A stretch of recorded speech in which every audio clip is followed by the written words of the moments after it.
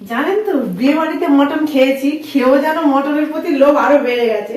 মানে বাড়ির মতো আর কি পাতলা যে ঝোল, সেটা তো আর কোনো অনুষ্ঠান বাড়িতে হয় না বিয়ে বাড়িতে। তো বরকে বলেছিলাম সানডেতে নিয়ে আসবে, তো ওর কানে তোলা মাত্র ও আর দেরি করেনি, আজকেরই নিয়ে এসে দিয়েছে। আর আমারও লোভ হচ্ছিল যে এটা এতদিন ধরে রেখে সানডে খাবো, আজ হয় ফ্রাইডে, স্যাটারডে, সানডে। তো আমিও ভাবলাম আজকেরই এটা করে নিই। গরম গরম মটনের পাতলা ঝোল আর ভাত রেখে দিয়েছি সব, আর সবকিছু টমেটো পেঁয়াজ টিয়াজ সব কেটেছি। এটা এখন ম্যারিনেট করব। তো আদা পেস্ট করাই আমার ছিল, তো দেখছি রসুনটা পেস্ট করা নেই, তো এই মিক্সির মধ্যে এখন এই রসুনটা আমি পেস্ট করব। প্রথমে এটা ম্যারিনেট করে রাখবো, তার জন্য এইগুলো দিচ্ছি, নুন দিলাম। ম্যারিনেট করে রাখলে কি বলুন তো, মাংসটা খেতে খুব সুন্দর হয়, মানে সুস্বাদু হয় আর নরমও হয়ে যায় অনেকক্ষণ লাগলে। মোটামুটি আমি ঘন্টাখানেক এটা ম্যারিনেট করে রাখবো এখন। তো নুন, হলুদ, এই যে আদা এটা পেস্ট করে ছিল আর কি, এটা একটু দিলাম। যে কাশ্মীরি লঙ্কার গুঁড়ো, এটা তো জাস্ট রং হওয়ার জন্য, এতে তার ঝাল হবে না, এটা দিলাম।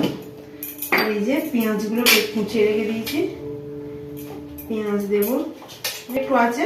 আর রসুনটা আমি দেবো না, রসুনটা আমি কড়ার মধ্যেই দেবো। তো পেঁয়াজ দিলাম আর দেবো এই যে তেল, সর্ষের তেল। ভালো করে ম্যারিনেট করে চাপা দিয়ে 1 ঘন্টা রাখবো। তারপর এটাকে রান্না করব, কষিয়ে কষিয়ে একটু পাতলা ঝোলই করব। এখন এটা আমি হাত দিয়ে ভালো করে ম্যারিনেট করে রাখছি। একটু পেঁয়াজ রেখেছিলাম, ভাবলাম তেলের মধ্যে দিয়ে দেবো রসুনের সাথে, তা ভাবলাম না, পুরোটাই ম্যারিনেট করে রাখি, রসুনটা তেলের মধ্যে দিয়ে দেবো। ভালো করে ম্যারিনেট করা হয়ে গেছে, সমস্ত মশলা দিয়ে, তেজপাতাটাও দিয়ে দিয়েছি, পেঁয়াজগুলো সব দিয়ে দিয়েছি। তো এখন এটা আমি 1 ঘন্টার জন্য এইভাবে চাপা দেওয়া থাক, 1 ঘন্টা পর রান্না করবো। মাংসের আলু ভাজা হয়ে গেছে, আমি এগুলো এবার এই এক এক করে তুলে রাখছি। তো আমার মাংসের আলু ভাজা হয়ে গেছে, এখন ওই তেলের মধ্যে আমি এই 2 শুকনো লঙ্কা, এই যে গোটা গরম মশলা, এই যে জিরে, গোটা জিরে ফোড়নে দিয়ে দিলাম। আর তেজপাতাটা আমি মাংস ম্যারিনেট করার সময় ওর মধ্যে দিয়ে দিয়েছি, সেই জন্য এখানে আর দিয়ে যা তেল ছিল ওই তেলের মধ্যে আমি এখন এগুলো দিয়ে খুব সুন্দর সেন্ট বেরোবে, তখন আমি রসুনটা দিয়ে দিই।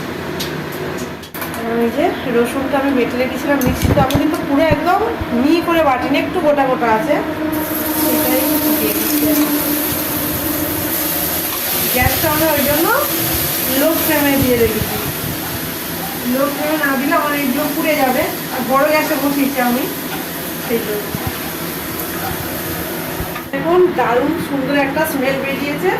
এবার এই আগে থেকে ম্যারিনেট করা এই মটনটা আমি এবার দিয়ে দেবো, সুন্দর একটা স্মেল বেরিয়ে গেছে। এবার এই ম্যারিনেট করা মটনটা আমি এর মধ্যে দিয়ে দিলাম। একটু কষানো হয়ে আসবে, তখন আমি টমেটোটা দিয়ে দেবো। সব মশলা তো আমি এই ম্যারিনেট করার সময় এর মধ্যে দিয়ে দিয়েছি, এক্সট্রা করে আমি আগে কিছু মশলা দেবো না, সবই দেওয়া হয়ে গেছে। আবার শুধু একটু লবণটা রেখে দিতে হবে।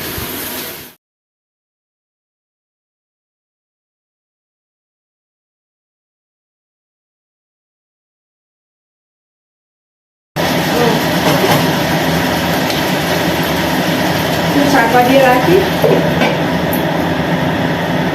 গ্যাসটা লো ফ্লেমে দিলাম, একটু চাপা থাক। খুললাম, খুলে একটু নাড়িয়ে দিলাম, ঠিকঠাক হচ্ছে। একটু টমেটোগুলো এবার দিয়ে দেবো, একটু জ্বলে দিলাম, এই কুচিয়ে রাখা টমেটোগুলো এবার দিয়ে দিলাম আমি। একটু জল বেরিয়েছে, জলটা একদম শুকনো শুকনো হয়ে গেল, আমি ওটা কিন্তু প্রেশারে দেবো, কারণ খাসির মাংস তো কড়াতে করতে গেলে একটু সময় বেশি লাগবে, অত সময় নেই হাতে, অনেক দেরি হয়ে গেছে। তো আমি কষিয়ে নিয়ে প্রেশারে দিয়ে দেবো।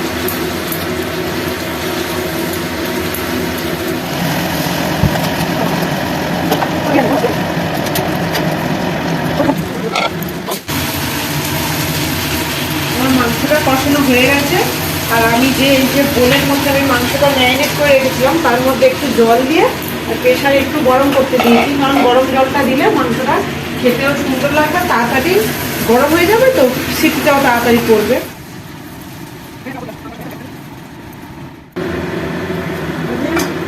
মটন কষানো হয়ে গেছে আমার, এটা এখন আমি প্রেসারে দিয়ে দিলাম।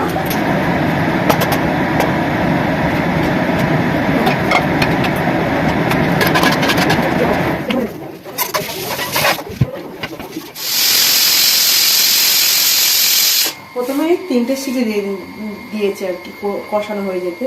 তো আলুটা আর মাংস একসাথে দিলে আলুগুলো তো সব পুরো একদম ঘেটে যাবে, তো সেই জন্য 3টে সিটি দেওয়ার পর গ্যাসটা বের করে, মানে অটোমেটিক যখন খুলে গেল তখন এই আলুগুলো ভেজে রেখেছিলাম এগুলো দিয়ে একটা সিটি দেবো, দিলে আমার পুরো মটন রান্নাটা কমপ্লিট হয়ে যাবে।